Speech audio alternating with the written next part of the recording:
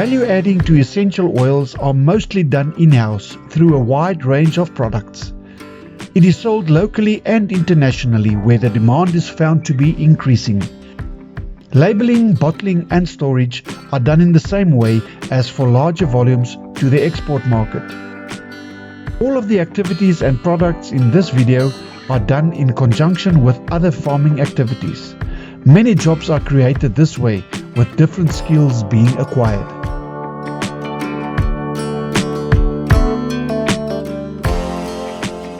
We are not only producers of essential oils, but we also make value-added things from our roses and from our other oils that we have. Some people asked me in the past, what can you do with essential oils? And because I didn't know myself, I started to study different kinds of oils, the history of oils, and therefore I also started with this little shop that we have here. And I also give tours that I'm telling the people more about essential oils, the history of it, the uses of it, the positivity of the essential oils. If you take, for instance, your rose, you need about 3.5 million roses that has to be handpicked for 6 weeks of the year, every morning before the sun rises actually. And that gives you about 1 kilogram of rose oil. That is why rose oil is so extremely expensive. But rose oil has the highest frequency of all material. It has 320 megahertz, and therefore it has also one of the highest healing properties is in rose oil. From the rose, we make an essential oil, and the essential oil is at room temperature. It is actually in a frozen state. It forms a gel. When you heat it up just with your hand above 36 degrees Celsius, it will start to be liquid again. Then also from the rose flowers, we make a concrete.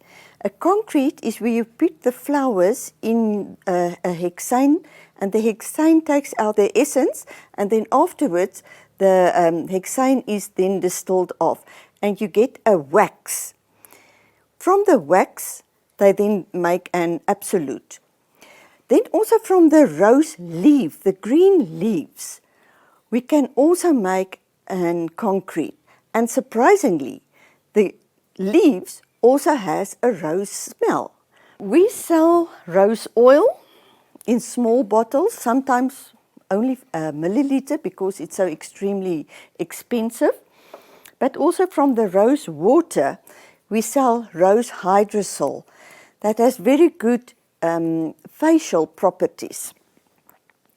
Then we make also different body and bath products, spritzers, body lotion, shower gel, and we also dry the roses and mix it with Himalayan salt, and then also with the pepper, we mix it also with red pepper, pink pepper. So yeah, from your different products, you can add value by making something else and put that also on the shelves. We only sell here in our shop, but we also send products via the courier guys. Yes, some of the flowers you can see, we make the oil from, we've got 3 different types of roses.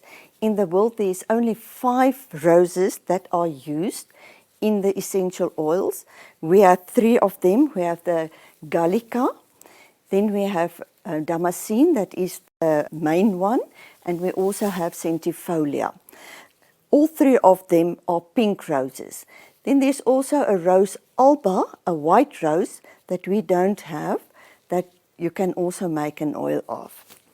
The history of essential oils is very, very old. The oldest essential oils they found was in the tomb of King Menes from Egypt, and he lived about 3,500 years before Christ.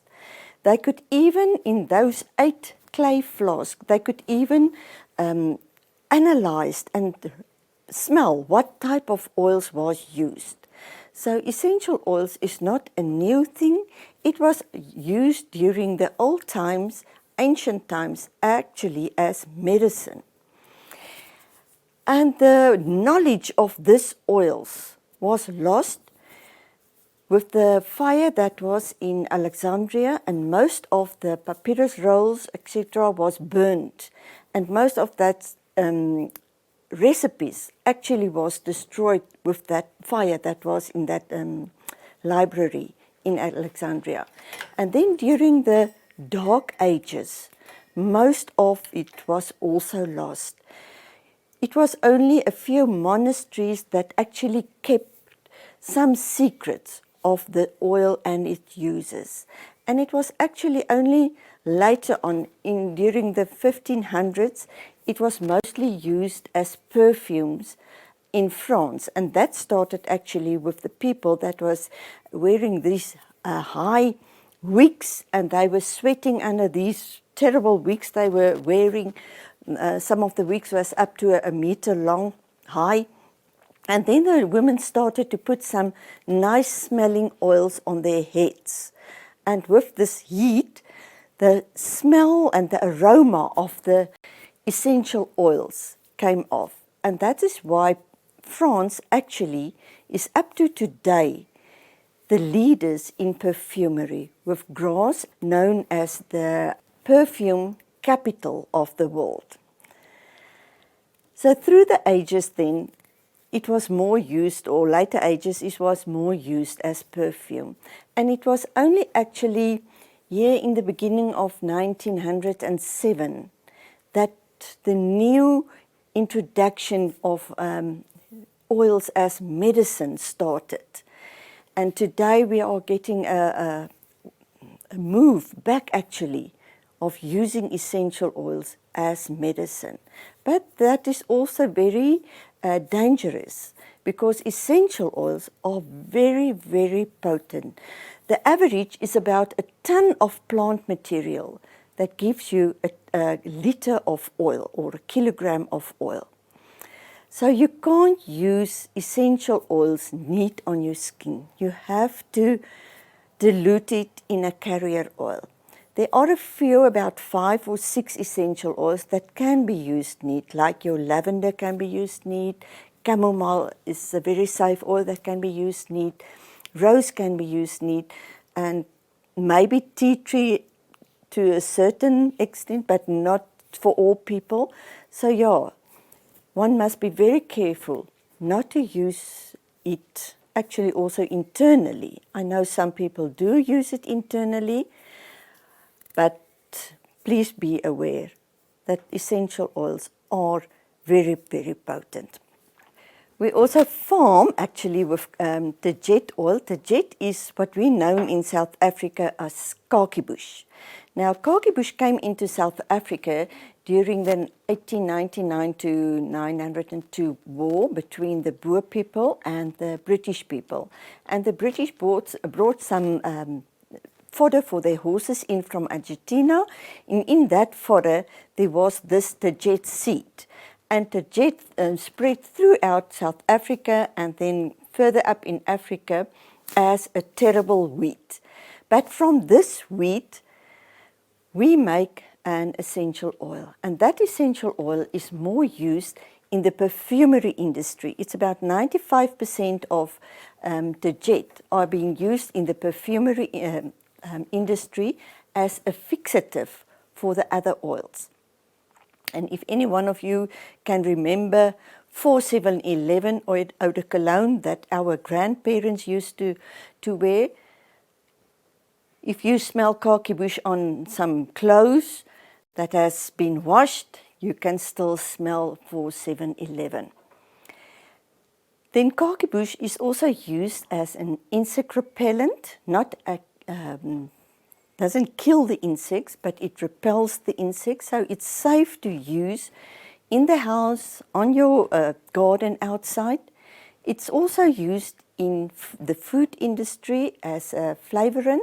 For instance, a flavorant for fruit flavors they use it for, and then it can also be used in the medicinal industry. It is also very good, it's also used in the medicinal area. It's a very good respiratory ailment help. And during the time that we are actually working with the jet, the khaki bush, no one gets ill. Some other oils that we are also doing yarrow oil. That is a dark blue oil from a white flower, an inky blue oil. And it's the azulene in that oil that people are looking after. It's a very calming oil, and it has quite the same properties as chamomile. Chamomile oil that we are also making can be used actually on small babies and also in the bath of small babies to make them very calm. It can be actually used on with teething problems for babies. Then we are also making geranium, not here on our farm, but on the farm that we have in Zambia, because it's a warmer climate product. In the Free State, the frost is too hard for that. So it's a very balancing oil. It balances the high blood and low blood pressure. It balances the hormone system. It balances oily skin and a dry skin back to normal. It can actually be used when you have jet lag, to put 1 drop on your solar plexus, and then it refreshes you. It's also very good for women that are breastfeeding and has a mastitis, to help with the flow of the milk. So there are very good healing properties in most of these oils. But as I've said, you must be very careful on how to use them. Then we are also doing some indigenous oils. For instance, Artemisia afra. Artemisia afra is family of the Artemisia annua that they are actually using for malaria these days, and is a very good cure for malaria. Artemisia afra was used in the past for flus, so it's a very good antiviral medicine. And even now with this COVID, you can put 1 drop of Artemisia afra on your mask to help to prevent from getting sicker and help to prevent the virus, help to prevent to kill the virus. Then the helichrysum. Helichrysum oil is actually the oil with the second highest frequency, and also an oil with very good healing properties. I, for instance, burned my hands with oil that took fire on the stove, and I've got 2nd to 3rd degree burns, about 60% of both of my hands. And with helichrysum, there is not a mark on my hands. Some of the insect bites, like your spider bite, if you treat it with helichrysum oil diluted in a carrier oil, it helps so quickly to heal that wound of these violent spiders.